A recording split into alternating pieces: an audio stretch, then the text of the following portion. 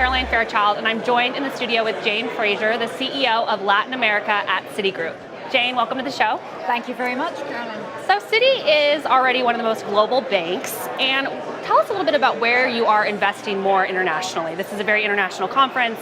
What are you talking to leaders about here? So we're talking a lot about emerging markets because at the moment there's a bit more risk on after the Fed changed its stance on rates. And so we saw a risk off turn to risk on in the emerging markets. I think we saw generally in the world a move from glass half empty to a bit more glass half full. Still only half, but a little bit more of a positive outlook.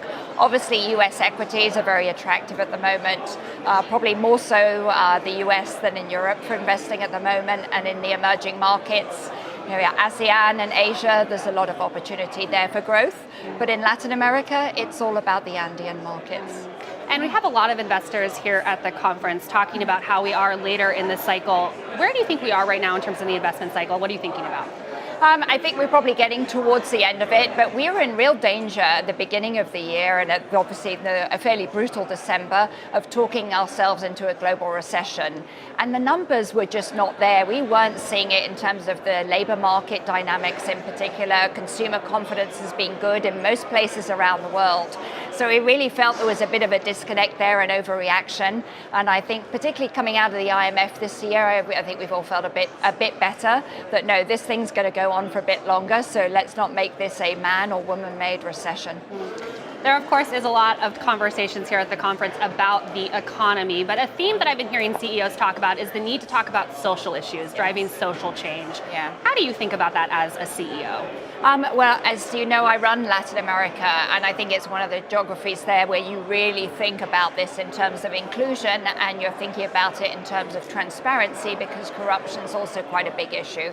So we have been, for example, in Mexico, we run the largest, the National Bank of Mexico, so it's a very large bank there. And we have about 25% share of financial transactions. So it's a very big position. We are taking the stance of rolling out a QR code-based system in Mexico, which basically means any payment under $400 is going to be free. That will drive very significant social inclusion and financial inclusion and bankerization in the market. And we're doing that in conjunction with the other banks in Mexico. That's the type of shaping move that the turkeys have to vote for Thanksgiving. We have to recognize the disruption that's coming, but actually use it for good and not just for our own pockets.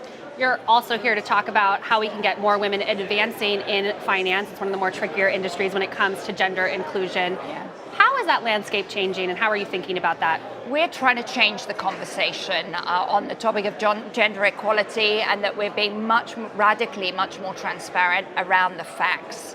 We're doing that ourselves at Citi. We've done this with pay equality, but we're also trying to change the conversation from not just about diversity, but really focus on inclusion, because it's what happens when you walk in the door that we find is where we can really make the difference. And you think that message is resonating with your peers? This is a lot of jargon, diversity, inclusion, but how do we actually change things? Yeah, I think it's a conversation that we are trying to have, and it is a difficult one. I think it's one where it's in the danger of, is this an anti-male? Is this a zero-sum game? And it's not. I mean, the facts show it. There is a real bonus to diversity in a company, and it's not just gender. It's around race, it's around age, it's around background, it's about social position. Very importantly in the States, how we're tackling the heartland of America and not just thinking about it around the periphery of the country. So all of those discussions have to happen in a firm, and getting diversity of all forms, and then really making sure that those individuals have a voice. And that's up to people like me, and that's up to a lot of the rest of us actually standing up and starting to help make that conversation happen.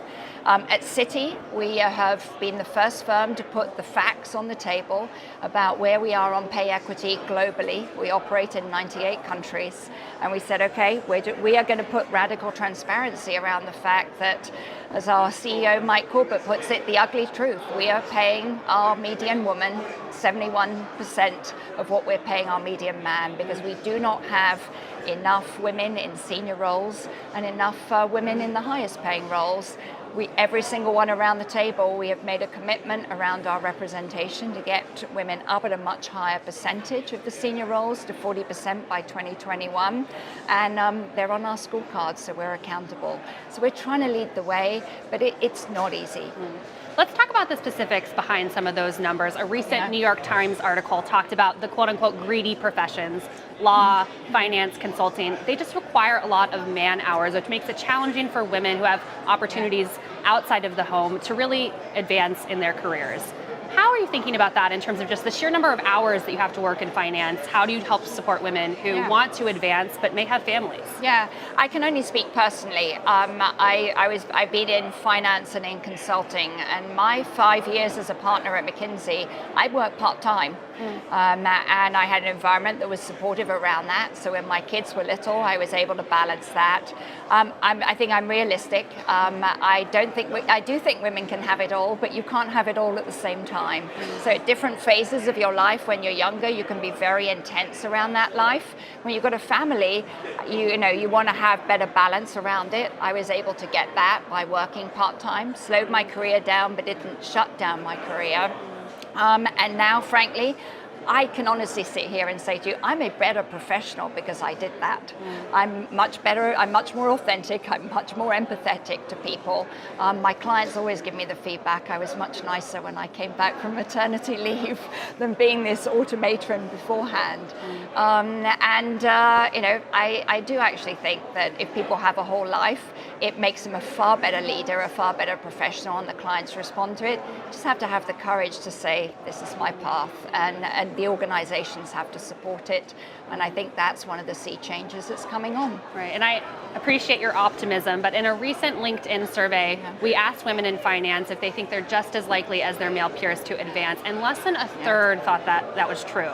When we asked men the same question, over half said women are just as likely to succeed. What's the disconnect there? I think there are biases in the system. And many of them are unconscious. There are some that are very conscious. But I know we've gone through a training at Citi, led by Harvard, on unconscious bias training, and I discovered that I was as biased as my male colleagues were against certain norms that you brought up on. And it's that type of training. It's having the tougher conversations around how do you make sure that you are getting balance. I think we've had the conversations in Citi around men saying, frankly, women saying, I don't want a job just because I'm a woman. I want a job because I'm good.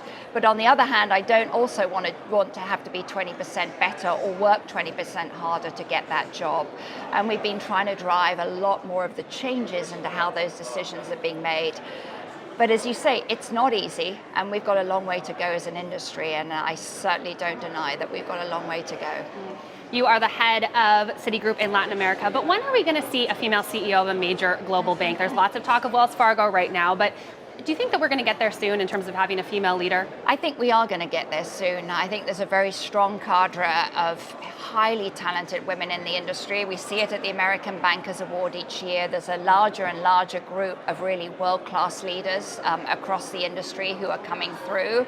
And I think quite a few of them will be qualified, certainly in your and my lifetime, to see hopefully a few women running some of the major organizations throughout the financial industry. I hope that does happen in our lifetime. Jane, thank you so much for joining us. Thank you very much indeed.